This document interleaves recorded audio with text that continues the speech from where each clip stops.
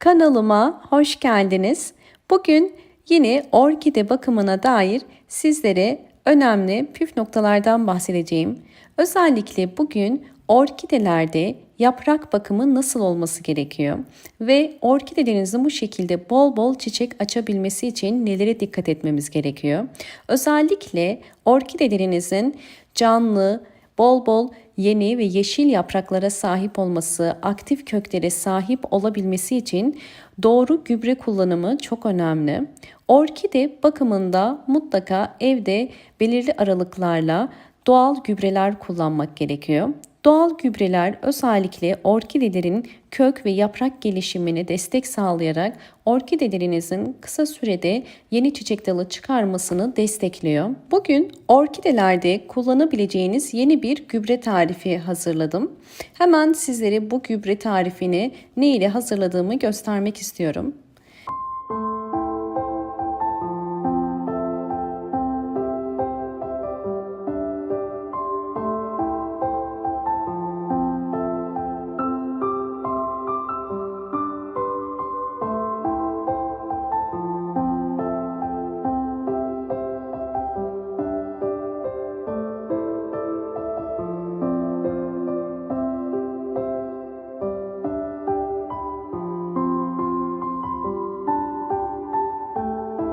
Orkidelerimiz için gübreyi patates kabuğundan bugün hazırlayacağız.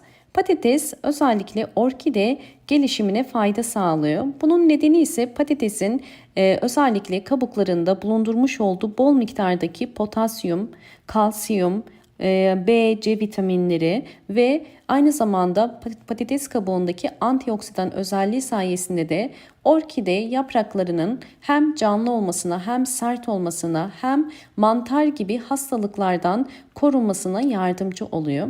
Evet, bakın 2 tane patatesin kabuğunu bu şekilde soydum. Hemen patates kabuklarını blender kabımın içerisine koyacağım. Üzerine 400 milim su ekliyorum. Ve blender kapağımı kapatıp şimdi bunları iyice karışıncaya kadar, püre haline gelinceye kadar çekeceğim.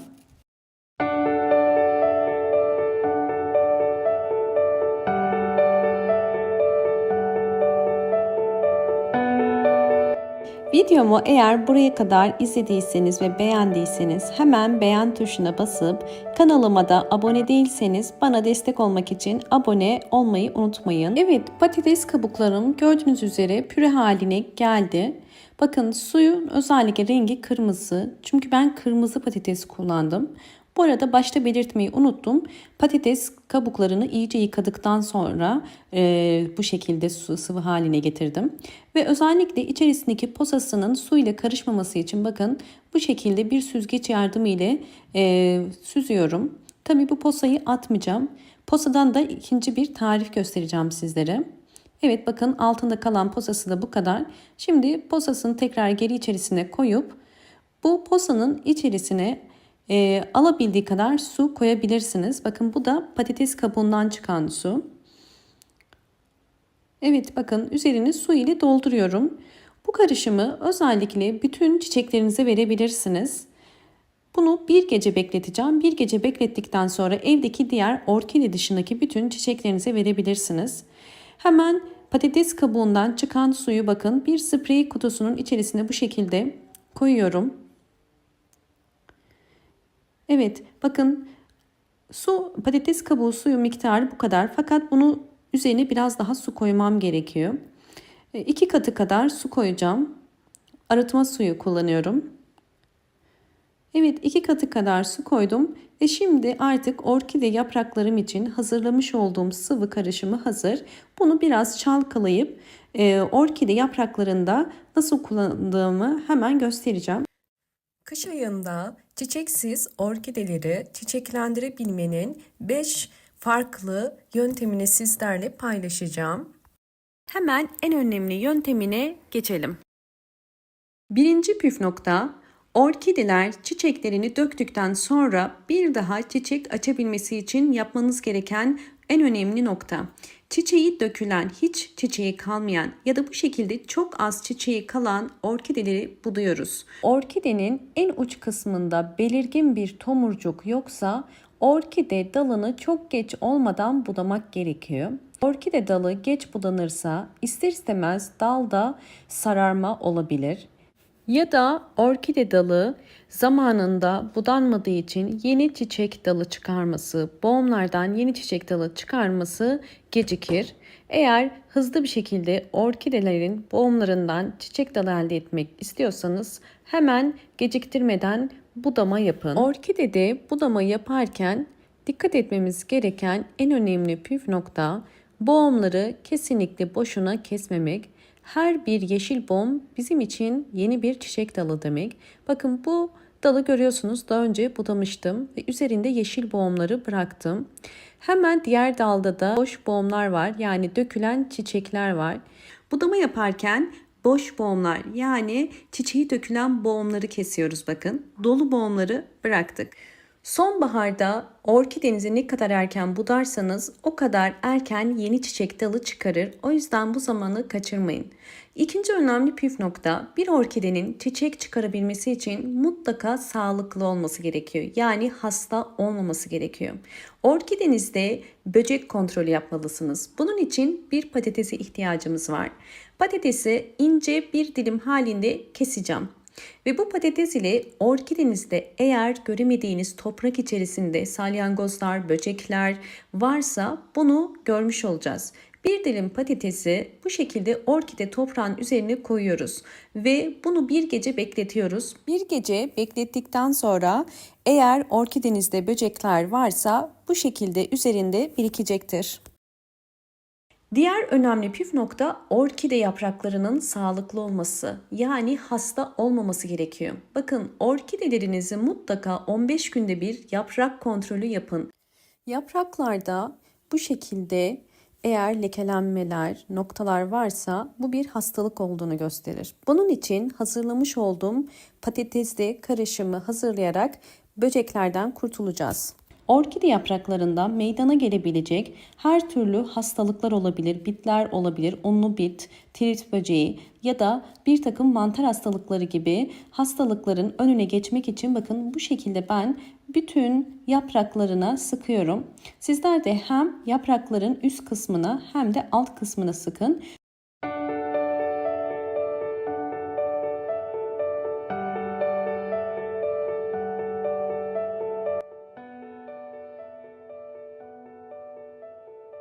Bakın üzerindeki parlak rengi görüyorsunuz. Bu parlak sıvı ile beraber orkideyi bir gece bekleteceğim.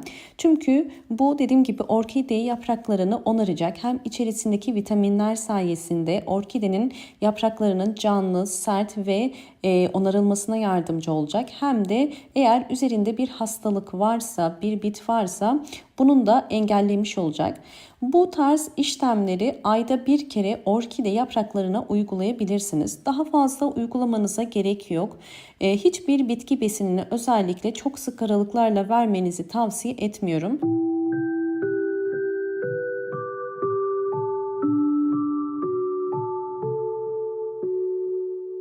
Evet, bakın bir gece beklettikten sonra gördüğünüz üzere orkide yapraklarında beyaz lekeler var. Bunlar tabii ki patates nişastası.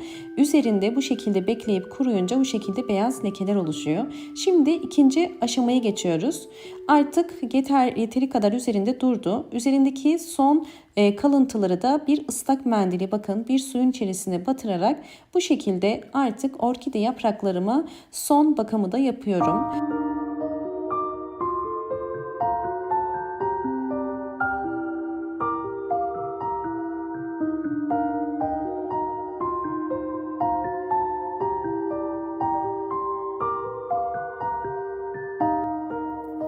Orkide yapraklarını sildim.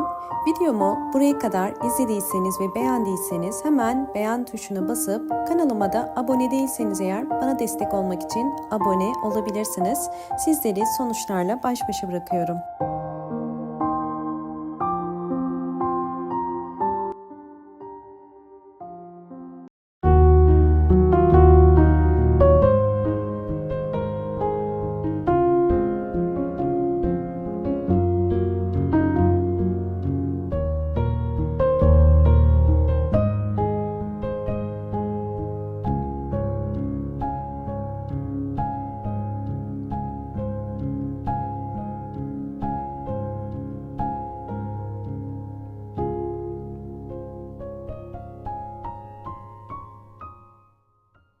Diğer önemli bir püf nokta bu aşamadan sonra sulama.